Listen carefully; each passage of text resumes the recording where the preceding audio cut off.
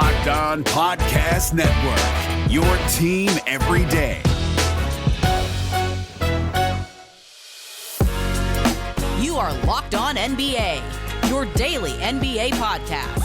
Part of the Locked On Podcast Network, your team every day.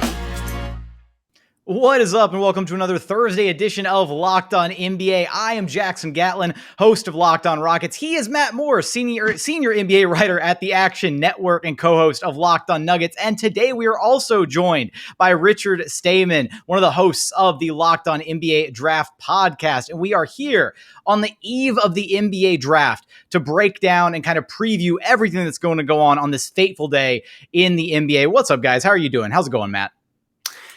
It's good. I'm a little fried. I've been in what I've referred to as the information sewer for the better part of the last week, as I've been trying to parse through, like calling people and being like, I heard this. Is this true? And they're like, no, I heard this thing was true. Oh, what about this thing? Yeah, I heard that, but I heard it was this other thing. So I'm ready for the draft to be done. I have a lot of props in. I have done a lot of writing. I'm very ready for the draft to be done and for us to get some of this stuff sorted out so we can move on to free agency. Richard, I know we were talking just before we hit the record button. How are you holding up, man? Kind of same boat as Matt. I am ready for this to be over. Information overload is about where I am too. Well, speaking of the NBA draft, we've got to throw in this quick reminder that you need to check out our live NBA draft show. We're going to have the GOAT of NBA draft inside information, Chad Ford. We're going to have one of our other Locked On NBA Draft podcast hosts, Rafael Barlow, and our other co-host, Locked On host, John Corrales, are all going to be live this year broadcasting in studio. It's the Locked On NBA Draft 2021, brought to you by Built Bar. You're going to get local expert analysis on every single pick. So follow Locked On NBA on YouTube to watch our live coverage July 29th, starting at 7 p.m. Eastern time. Now, guys, as we're kind of getting ready to dive straight in this, I figure a good spot to start covering the NBA draft and just trying to squeeze all of this into one show on the eve of the draft is let's just kind of start at the top, right? I'm of the opinion, and I'm kind of fully convinced, and it really feels like we're trending the direction that we kind of understand and know who the top 4 picks are going to be in this draft. So I'm going to go ahead and throw them out here. Now, don't give me that look, Matt. No. I'm calling it now. The top 4 picks in this draft are going to be Cade Cunningham to Detroit, Jalen Green to Houston, Evan Mobley to Cleveland, and Jalen Suggs to Toronto. Book it. Those are going to be your top 4. Let's debate it. I want to know what Richard thinks first as our NBA draft expert. Yeah, I have no qualms with it. You see all the smoke coming from Toronto that maybe Scotty Barnes goes there, but Jalen Suggs is too good to pass up. It's pretty simple for me. Okay, let's start. All right, first off. Hey, Matt, you knocked your camera off center. Go fix that, bud. So first off, the Barnes smoke has not, if it was just this last couple of days, okay, because Toronto is trying, okay, in my opinion, this is me reading tea leaves. In my opinion, based off of what I've heard, OKC and Toronto are in a little bit of a pissing match.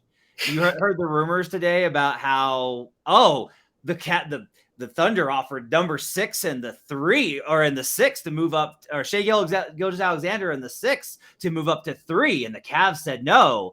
And then you heard a response that was basically that the Warriors had talked to the Raptors and had offered 7 and Wiseman to move up to 4. I think that OKC and Toronto have been talking about a move up for some time, and they're both exchanging fake offers to get the other one to offer more or take less, I think is how it's going. But I will say this. I have reason to believe that this Barnes stuff is not just smoke. It's not just like, oh, they really like this guy. There's actually an active, like, they're not that high on Suggs, and they really are high on Barnes. His workout was good. Suggs in Toronto wasn't as good. I'm a Suggs guy, so I think they should take Suggs. I don't know if Toronto's going to be there. If Toronto's not there, I think that the 4th pick's going to be Suggs. If Toronto can't make a trade, I think it's going to be Barnes. That's just where I'm at right now, based off of not only the stuff I've heard this week, but like I heard Barnes 2 weeks ago and was like, Scotty Barnes? Like, this is weeks ago that it was like, no, Toronto really does like Scotty Barnes. So I am not sold that that's the top. The other thing I'll just say is I don't have any I think Cade Cunningham should go number 1. I think Cade Cunningham will go number 1. It is shocking how many people you talk to, and they're like, well, I think Evan Mobley is the best player in this draft, but not just Jalen Green, but Cade Cunningham. Evan Mobley is discussed a lot by a lot of smart people as the best player in the draft. And even if he doesn't go number 1, at this point, I'm still a little interested if Houston has been trying to drum up interest in Jalen Green, or if they really, really do just like Jalen Green that much. Everything that I know from the people that I've spoken to, Jalen Green sounds like their guy. At this point, and it doesn't help that they've been stonewalled by the other top prospects in getting in, actual workouts, both with Cade Cunningham, with Mobley, and with Suggs. So that isn't exactly, fortuitous, but everything that I've heard sounds like Jalen Green is more than likely the direction that they're going to go. They're very locked in on him. However, they're still interested in Cade Cunningham. And I think that they have kind of a price point set on what they're willing to do. I think one of the biggest questions, right, leading up to this draft has been, is Cade a lock to go number 1? I personally think yes, he is a lock to go number 1. Now, who that team may be that drafts him at number 1, I think there's still a slim chance that the Rockets may move up and that the Pistons may move down, depending on their interest in Jalen Green. Because we've seen multiple tweets last couple days coming out of Adrian Wojnarowski as kind of a mouthpiece saying that the Pistons aren't exactly set on Cade Cunningham number 1 overall. And who does that service other than the Pistons? Well, my big thing is this happens every year. I said this after the lottery. I was like, so here's what happens. We go through the next month or 2 months, and Cade's the guy, Cade's the guy, Cade's the guy. The week before the draft, it's going to be like, the Pistons are looking around, and it may not be Cade. And then it winds up being Cade. So that's the big picture view. But then there's the part of me that's in this information sewer who just continues to hear no, OKC is badly trying to move up and is offering all this stuff. And Houston really wants to move up, but they moved. I don't know. I agree. I think I agree that it's probably it's going to be Cade, Green, Mobley. The Cavs think it's going to be Cade and Green. That's what the Cavs think. The Cavs are if they're they've looked at moving out and haven't gotten a good enough offer, the most likely scenario is that if the Cavs keep the pick, they're expecting it to be Mobley for them. That's what they think is going to happen.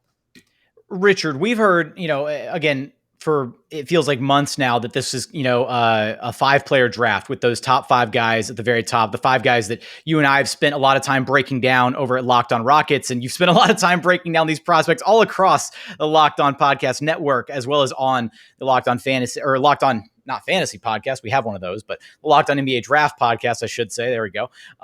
Words are difficult, but are there a couple guys in there that could break up that top 5? Now, we were hearing Scotty Barnes' name a moment ago from Matt. Where are you at on that? And is this still, in your eyes, a top, those top 5 guys at the top of the draft, or does somebody have a chance to jump up over one of those guys? Yeah, I mean, even Kuminga right now is on the fringe, I think, of being one of those top 5 guys. For the longest time, kind of like Matt said, he was the number 5 guy. And now it's is he even going to go number 6? I think he's not going to be taken number 5 personally. I thought for the longest time that was Orlando. But I mean, Scotty Barnes, I think, is the guy that breaks up that consensus top 5. There's also, just to clarify, I think this is way more than a 5-person draft. I think this is a whole draft. It is one of the deepest drafts I can remember, where saying it's a top 5 class is just underrating it severely. I think, look, I mean, I think it's a 5-player draft in terms of if you're shopping for. I wouldn't even say though. I don't think, and I don't think anybody I've talked to believes that Suggs is on the level of Cade, Mobley, and Green. Those are the only guys that are kind of talked about as superstars. What's interesting, I think, about this draft, Richard, is the impression I've been given, and you can tell me what you think, is you either have Cade on a tier by himself and then Green and Mobley. And then there's a drop off, and there's Suggs and Barnes, and then there's a drop off, and then it's 18 guys. Yeah. Or it's Cade, Green, Mobley, those 3 together. Then there's a drop off, and it's Suggs and Barnes, and then it's a drop off, and it's 18 guys. I think picks 6 through probably 15 are pretty close to lumped together. I've talked to 2 teams that are picking in the 20s, and they're really frustrated because they're just like, they're all pretty good. It's not bad. It's just that there's not anybody that's like clearly better than the other. So there's no value in moving up, and you can't there's just a whole morass around basically 28 down to around the lottery. Does that sound right? Yeah. I mean, for me, I fall closer to the first one where it's, the top 4 guys are pretty much on their own islands. And then after that, I can hear an argument pretty much for anybody. I think 5 through 7, there are 3 guys I like the most. And then after that, it's a free for all, honestly, almost the whole way to the end of the draft. Coming up, I want to talk about the likelihood of some, trade action tomorrow night. What teams might be, sending some picks on the move, as well as focusing on some of the middle range of this draft, which again, it sounds like a pretty stacked class. We're going to get there after a quick message from our friends over at rockauto.com. Because look, why would you want to spend up to 30, 50, or even 100% more for the exact same parts? Just go visit rockauto.com, where the prices are always competitive compared to, right, like the traditional brick and mortar shops. And you don't have to, go in person and ask the person at the counter, oh, well, do you have this part? And they're like, oh, no, we don't actually carry that. I'm so sorry. Just go to their website, visit the website. It's super easy to find all the brands, specifications, everything that you need for your car or truck. And then when you go to hit the little shopping cart icon, when you go to, check out, be sure to write Locked On in there. How did you hear about us box, so that they know that we sent you. Amazing selection, reliably low prices, all the parts your car will ever need. Visit rockauto.com. And continuing on here at Locked On NBA Thursday with Matt Moore and Richard Stayman. I am Jackson Gatlin. Now, guys, when we're looking at this draft, let's look at the kind of the top 4, top 5 picks in that kind of that range. Richard, to you and Matt as well, I mean, based on anything you guys have been hearing, how likely is it, do y'all think, for a team to potentially trade out of that top bracket of this draft and, move down, trying to accumulate some extra assets? Maybe they're not as, sold on one of those top 5 guys. As we kind of illustrated, you might have them broken up into different tiers. So maybe if somebody's not as sold on, Jalen Suggs or Scotty Barnes, they're willing to drop down one more tier to accumulate some extra assets. What do we think happens there? Yeah, I mean, I think Matt kind of started saying it best with Toronto. Like, I think if they're in love with Scotty Barnes, they're not taking him at 4. There's a lot of potential to trade down. Obviously, we saw the number 10 pick got moved over the weekend, or maybe it was Monday. I can't really remember anymore. The days have started to blend together. But I think you could even start looking at Golden State and Orlando at 7 and 8 could really be moved down targets. They're teams that they could probably, like we talked about it, it's interchangeable, those tiers. And they could probably gain an asset while getting their guy. Matt, have you heard anything about anybody wanting to, potentially move down like that? Oh, have I? Okay. Yeah, enlighten us on on your adventures throughout the information sewer. Okay, so everyone knows that the Rockets want to move up and get Cade. Look, there's been a steady stream of the Rockets have looked at moving back. Like that's part of it. It doesn't make a lot of sense, right? Because you're like, but they're embarking on this new era and they need young guys, and this is the top draft. I'm just telling you that's been like a discussion point. Is all 4 teams, I think, at the top, and Orlando, I think, bailed on it pretty early.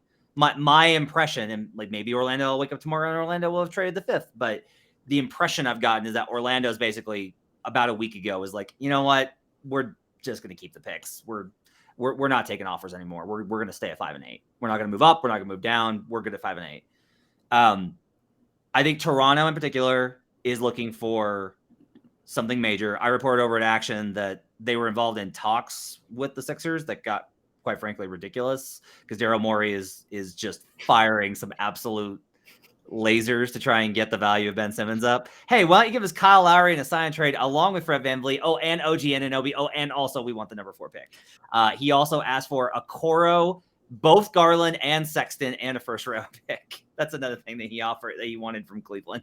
I think we need to like rectify and take the One More Thing King nickname away from Isaac over at Locked On Mavs and give it to Daryl Morey, because he's just going to keep tacking one more thing onto the deal. One more thing. The Warriors have looked to move up. The Thunder badly want to move up. And like, that's why you heard this talk of the Cavs offer with Shai Gilgeous-Alexander in the 6 for the 3. Now the problem I think with the OKC stuff is just, they are really good about controlling information. So everything that you're hearing is coming from people that have reason to try and make the Thunder look different than they are. So I'm a little skeptical on that. I would be pretty surprised if the Pistons moved back. Not shocked, but pretty surprised. I would be pretty surprised if the Rockets moved back. I would be not at all surprised if the Cavs or Raptors moved back. Neither of those things would surprise me. The Warriors are looking to move up, down, sideways, in, out, everywhere. Like, they're on the board. They've explored trades. I think the Magic will probably entertain offers for the 8, but maybe not. Like, it's still going to take quite a bit. The big thing, though, is like with all these conversations that they've looked at, right? It's like, yes, they've looked at the offers and they've explored what that would look like. But the problem is always going to be that if you're in one of these 4 picks in this draft, like Richard talked about, you have to do something stupid. Like, that's what a lot of this is that GMs are just like, maybe somebody will do something stupid. And that's where all of this comes from on every side. Every side is like, hey, what if we just put this out there and somebody offers us like 3 first-rounders because they just really think Cade's the guy. You're hoping for something like that, like unprotected first-rounders from a team that's going to be bad. But I don't think that market's going to be there. So I tend to lean towards the idea that despite what the Sixers and Celtics did a couple of years ago, I don't think we'll see a trade in the top 4. It's just too hard, I think, to pull off. You know, where I come away, looking at this entire board, especially the first round, where I think there's going to be a lot of movement is you look in that, kind of middle to the end of that first round, and you look at the Thunder, the Knicks, and the Rockets with, multiple sets of picks each.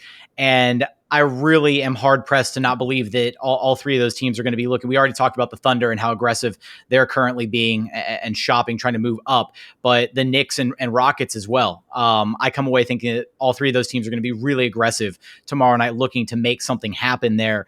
Now, Richard, for you, which player for you has kind of really encapsulated teams, throughout this entire process, throughout all the individual workouts, who has generated the most buzz for you and really, kind of raised their draft stock heading into the official day of the draft?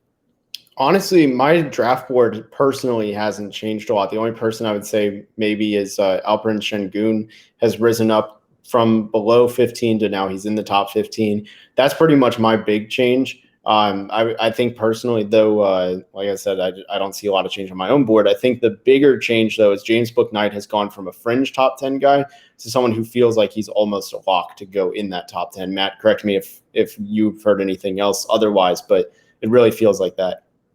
We're talking Bouknight, did you say? Yeah. Yeah. Can you explain this to me, Richard? Because I am losing my mind. So here's like the deal. He's a 29% three-point shooter who's expected to be like a top-end scorer. Like, that's what he's known for. Like, the analytics people in the league I've talked to are like, yeah, my model hates Bouknight. They just don't think he's very good. All of the draft people that I trust that work as consultants or that are like just really smart guys, none of them have Bouknight high. But I talk to executives like, oh, I love that guy. Love Bouknight. You tough. Really, I saw some impressive things from him at the combine. He had a 1-on-0 combine at the workout that I'm pretty sure was hypnosis. Like, I'm not reporting this. It just wouldn't surprise me if somebody actually hypnotized a room full of scouts and executives. Because, like, look, I think he'll be a good player. But now it's like literally everyone is like, oh, he's going 6 to OKC for sure. No, he's going to OKC. He said he had dinner with Sam Presti. I've had dinner with Sam Presti. What are you talking about? I'm not going 6th. Are you going 7th? No. Well, one time. But like, here's the other thing. I don't trust anything. If anybody tells me I know who OKC's taken, I'm going to call you a liar. I've talked to people in the Thunder organization who I'm like, hey, so, you try and do the thing. You're like, hey, so, who are you looking at? Like, who's like generally on? And they're like, I have no idea, man. There's like 4 people that are allowed in the room. Like, that's it. And I don't have those people. So like, this is the thing is like, I don't know how Bouknight went from like, yeah, no, he's like in that whole combo of people between like 11 and 18 to now suddenly being like, oh yeah, stamp him. He's a lock 6. Do you have any explanation for this, Richard? Well, I mean, you're asking the completely wrong person. I've had Bouknight 5th on my board the whole year. So you are asking the worst possible person for this. I mean, I see his scoring translating. I think the elbow injury really hurt his numbers, and also his shot selection was pretty rough. I don't think he'll be asked. I know. Shot selection is not a pretty thing. I know, but so just so we're clear on this, had an elbow injury, which I get he can get over, but like didn't shoot well. Tended to not care about what he shot. So, I mean, it was a minor elbow injury. It's not something that's like long term. I think it just impacted him short term in the games that he came back from. It was just inconsistency more than anything. But the shot selection is more like he settled, or not. I'd say it's almost he settles for tougher shots. Not like he's like Cam Thomas out there who's just jacking up any shot possible at any given time. Like it's not that. And, the other thing for him is people knock him for his assists, but he actually had the second best assist per game on the team. So I think UConn didn't really set him up favorably as a sophomore. Like a lot of teams will start building their system around these guys. They just kind of kept the same thing and ran it back fresh from his freshman year. So I think, again, the system really hurts his numbers and the context kind of influenced him negatively. I don't know if you feel otherwise, but well, I don't know. Like I'm gonna be real with you because like I've stopped trying to have like my own very strong opinions, even despite my diatribe there. Like I try and rely on people like you because I'm at the point of being like, look, man, I don't know. Like this stuff's really hard, and you have to do it all year round. Like I don't have time to cover the league and everything else, and then do the draft. And so like I've done the film work on guys. I've gotten a sense like I can talk about them knowledgeably. I don't see it with Bouknight personally. Like I don't, those are not my kind of guys though. Like I gravitate more towards like Jared Springer, who it's like, or Jaden Springer rather, who this is the second time I've done that today. Jaden Springer, who is like really smart IQ, makes all the right plays, makes everybody better. Shot 40% from 3 on 45 attempts. Like that's my kind of guy. So like Bouknight's like doesn't translate there. Do you think Bouknight's defense is going to be good enough at the next level to justify taking him with the 6th overall pick in this draft? He's got quick feet. I think if you trust his frame building out, I think it comes down to how much stronger he gets. But I like Jaden Springer. I have him 10th on my board, so I'm with you. I have Jaden Springer as a guy that I'd be okay with the Rockets taking late in the first. So I'm going to throw that out there. I don't know. I think we're all on the Jaden Springer train all of a sudden. The only knock I've heard on Springer is I had 2 different people say, he relies a lot on the hop step, but you can't do it at the next level. That's like the thing on him. But that's a Tennessee issue because Keon Johnson had the same thing. That whole offense was a disaster. I think even Sean Coleman will tell you that. I was just about to say, like, we're talking Jaden Springer, we're talking Keon Johnson. We got to get Sean Coleman on the call because that's our guy. No, I want to continue this conversation, focus on the draft, and I want to focus, a little bit on some, rounding out the draft ideas, as well as talk a little bit about the second round, some sleeper picks potentially. We're going to get there after a quick message from our friends over at betonline.ag.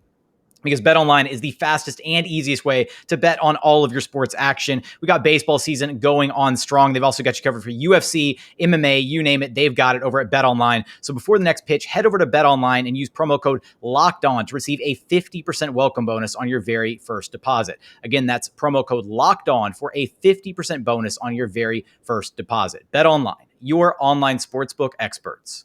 And final segment here at Locked On NBA Thursday. I am Jackson Gatlin. He is Matt Moore. And the other he is Richard Stayman, our in-house draft expert. Now, Richard, I know that you've done some episodes, focused on sleepers in this draft. So I want to kind of change the conversation over there really quick. And, who are the guys that you have that could, sneakily shoot up in this draft that might, surprise a few of us, being picked a little bit higher than you think they might have traditionally gone?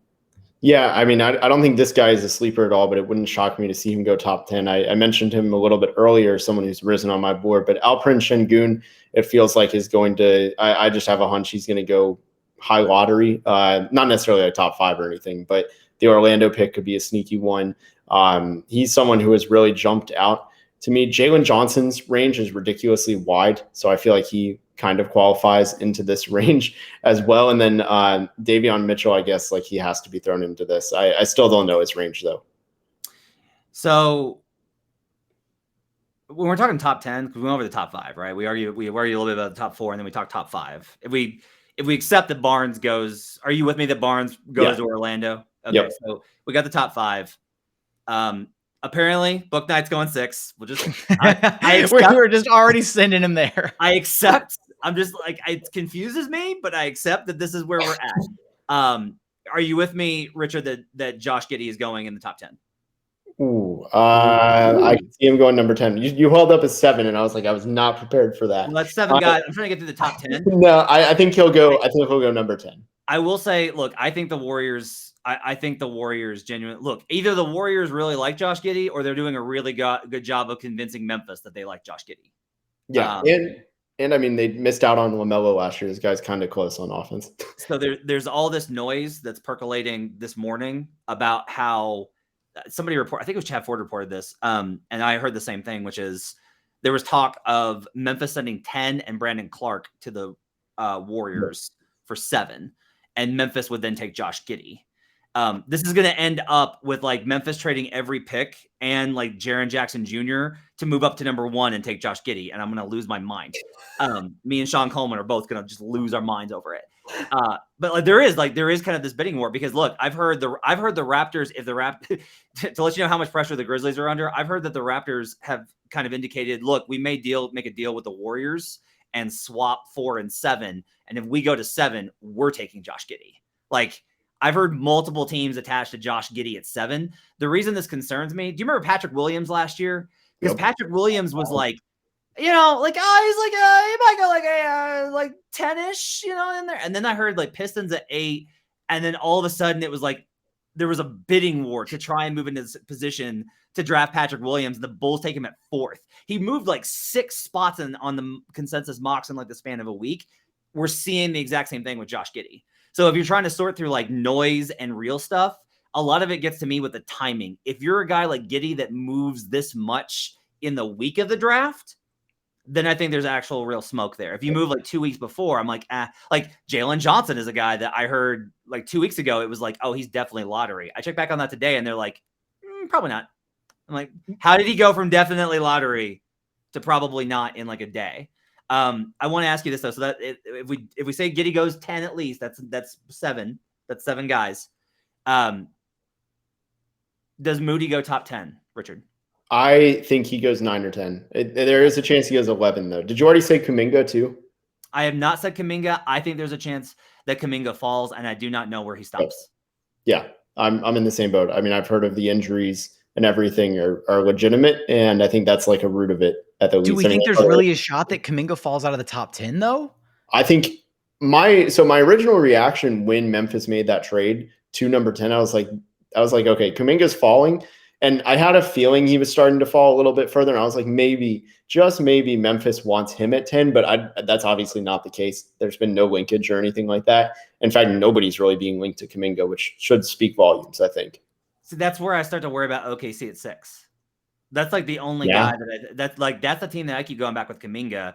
High upside, long-term pick. Got to develop him. Can't shoot. Yeah, like.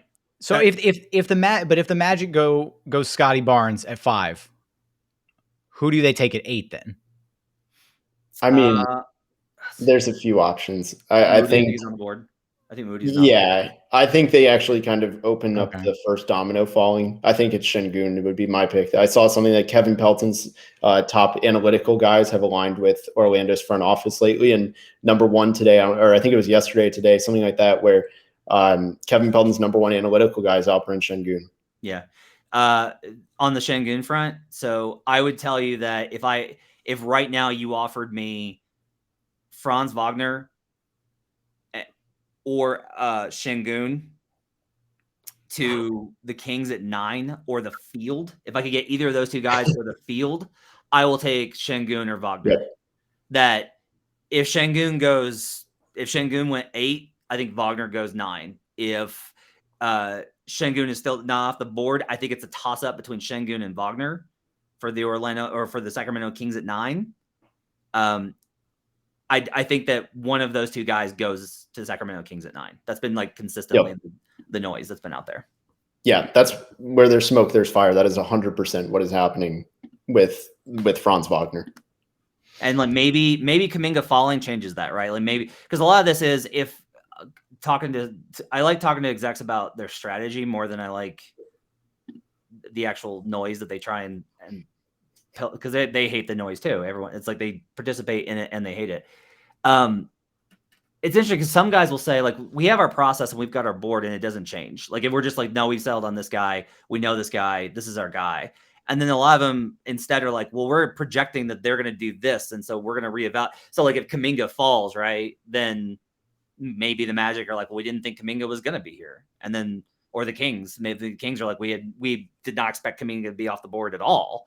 And suddenly he falls to us. So like that can mess with things. It is really interesting trying to figure out who the top 10 are going to be. There's some gaps there. Like you can kind of drill down and find all those guys. Like we said, we got Giddey and Book Knight, and that gets us 7.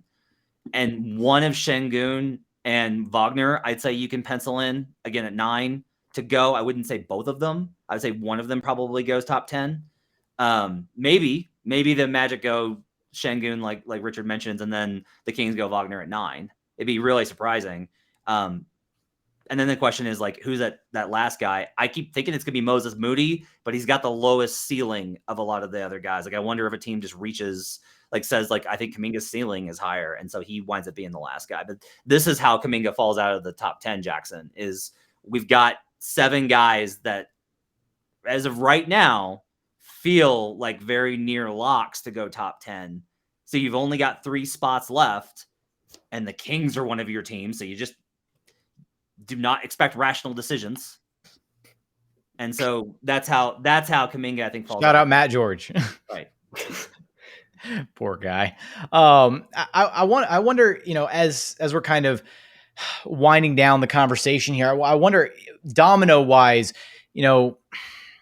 how much impact, it's going to have a little impact, but how much impact does this draft specifically have on, free agency, which is, you blink and it's right around the corner from the NBA draft, which is just insane to think about with, our crazy compacted offseason. How much, if at all, does this draft play into that? And I come away thinking, the teams that are, looking to potentially move things around, the Warriors with their 2 picks, that's kind of my final thought here is, what does that mean for free agency for some of these teams who are looking to, I guess, maybe trade some of these picks around, maybe make more of a run for things rather than pick up some more developmental talent, to cultivate that kind of thing. I mean, I think the Warriors it's interesting because the Warriors are linked to this idea of wanting to add impact veterans. Well, because they didn't do it last year, right? And I think that's the thing that they've been crucified for is they went with Wiseman last year, and had they cashed in on that top pick instead of drafting Wiseman, then they could have had a stronger run this postseason and not been fighting for their playoff lives in the play-in tournament, and they might have been, an actual playoff team lock and, maybe cause an upset or 2, right? Have a fun little playoff run, but instead you punt on a year of Steph Curry's prime. So they got crucified for that. Now they feel like they're in the hot seat because they've got 7 and 14 to try and make a move with. I think one of the problems is just, from my understanding, veterans are not really. Usually, you can get veterans for picks because everybody wants picks, and has veterans are willing to offer. It's largely been the opposite, where, in my understanding, it's been harder finding guys that are willing to move contracts. In part, I think because nobody knows what this market this summer is going to look like. Like there's a limited number of teams. Some teams are trying to clear cap space. Dallas is one of those. Richard with Mavs draft, like Dallas is trying to clear like a lot of cap space to shell out some money. Chicago is going to be a big spender. And so that combined with the finances that are impacted by the pandemic have created this weird environment, I think, where there's a little bit of hesitance to offer veterans for picks, and you'd rather, 1, keep the picks, but because they're cost control, but then 2, it's hard to get some of those cheaper veterans because guys are like, no, I got this guy, I've got him locked in. I know what I'm getting with him. I'm going to go ahead and take that. So it's a weird environment, honestly. And, I've been asked on radio spots and stuff like this, like, do you think there's going to be a lot of trades? And my answer is no, because we don't typically see a ton on draft night. It's a little bit overstated how often we see these. Do I think there'll be some? Sure. We've already seen one. It's possible things could get crazy, but I also kind of think that there's I think a stronger likelihood that because this draft is pretty deep, there's a stratification, I think, that happens after we get past 6. And at that point, I think that there's a higher chance that everybody kind of stays where they are, with the exception of a few teams, the Rockets, I think, included, that are going to be looking to coalesce when they've got multiple picks later in the first round. Over or under 3 trades? Richard? Well, I mean, I think it's like if you're talking just in the first round, lottery, whatever, it's a whole different story because like in the second round, there's trades happening left and right. Yeah, like, I'm sorry. That's an unfair. I was kind of just focusing on the first round. I Sorry. should have put that disclaimer. I apologize. No, thank you for clarifying it for me. But over under 3 trades within the span of the first round. Man, I say over. I think it's. Okay. I think it'll be just slightly more. I don't think it's like a crazy number higher, but it's more. I'll say under. And I think one of the reasons is I just don't think the Nuggets are an example of this, where there was some reports earlier this week that they were looking to move up, and that was pretty strongly refuted. And the logic was explained of, if we're moving up for what we have to offer, we'd only be able to move up into the late teens. And if you're moving in the late teens, you're in the same tier as you're at 26. So why am I moving up X spaces? Let's say, I don't know, theoretically, the 21st pick with, I don't know, the Knicks. Let's say the Knicks had 2 picks that they really wanted to move because they don't want both those picks. They've tried moving up and they can't. They can't turn 19 and 21 into a higher pick. The Pacers, if you want it, now look, there'll be at least one trade because the Pacers have made it pretty well known. They're badly trying to move that 13. I don't know why. I don't know if they will, but like everybody's talked to the Pacers about the 13th pick. Like it's out there. There's a pretty high standard for it because it's a good pick, but the Pacers are definitely on the board there. But the Knicks can't turn 19 and 21 into 13. So the Knicks can't turn 19 and 21 into 13. There's not enough value there, I think, for the Knicks to be able to move back and get anything good of value, or that the other teams are going to be willing to do it. So these are the type of things I think that kind of jam it together. Like I think Houston probably does a deal. I think Indiana probably does a deal. But I think that might be it. Because they're going to do it. They're going to do a deal together centered on Eric Gordon, 23 and 24 for the 13th overall pick. Bingo. There you go. That's the one. I'm booking that trade right now. I've had it in my calendar for like 2.5 weeks now. The moment the first report came out of the Indy Star that the Rockets and Pacers were talking, everybody said, the prodigal son Eric Gordon is going to return to Indiana. Go team up with Rick Carlisle out there. That's the trade that I'm fully convinced is going to happen at some point in the evening. And then it'll be really the question of who the Rockets potentially want to take at 13. Richard, who would you take if you were Rafael Stone at 13? Don't even put me on the spot like that. I'm putting you on the spot like this. That is one of the hardest questions because I'm already having a tough time figuring out Indiana. And like Matt said, I think I might actually, you said that you don't know why Indiana would want to do that. I think I might know why as a Mavs fan, seeing how Rick Carlisle and rookies haven't ever been a phrase that gets point. Let's take all the point guards off the board for the Indiana 13. I mean, Duarte was the guy who I feel like if Indiana had stayed put, that's who they would take, because that guy's like a clear-cut Carlisle guy. Is like the closest thing is to 2013-14 Jose Calderon as he'll ever get again, which was his perfect point guard. But I don't know who Houston would take, because it's like, what kind of player are they going for? Are they going for the blend of floor and ceiling? Are they just swinging for the fences? Maybe they take like Keon, even though I think it's too early for someone like him. Do they go Kai Jones? Do they do someone like that? I had my eyes on Kai Jones and Keon Johnson, both of those guys. If they take that 13th pick, I'd say it's Kai. I think it's almost too early, but if you take Jalen Green number 2 overall, then I think that's. Yeah. I mean, you can. I feel like you have to walk away from that draft thinking that you've won if you come away with Jalen Green, Kai Jones, and you also offload Eric Gordon's contract. But that's a conversation for Locked On Rockets, which you can check me out on. You can also find Matt over at Locked On Nuggets. You can find Richard over at Locked On NBA Draft. And guys, this has been a very productive episode. Anything you want to throw in here before we sign off and get everybody ready for the NBA Draft? Don't expect the old guys to go early. Don't believe anything. Don't believe anything, including what we said on this show. It's all just falsities at this point. Every leak has a purpose, is what I would remind everyone. Every leak has a purpose. Richard, what you got? Hey, I mean, all I'd have to say is I think a lot of like my big board, and this will be a lot of other places too, the big boards and mock drafts just are not going to match at all, and that's okay. That doesn't mean your big board sucks. That's what I would say. If you're built out of person, what a great attitude. I sound very facetious. That's awesome. They're like usually everybody doesn't draft mean guys your big board sucks. Usually the draft guys are like, look, there's good boards, like, I don't know, like mine. And then there's like, this other guy's who's just trash and you should never listen to, but it's fine. It's fine. I'm happy to hear Let me try this again. You need to listen to my board and not Matt Moore's board. How's that?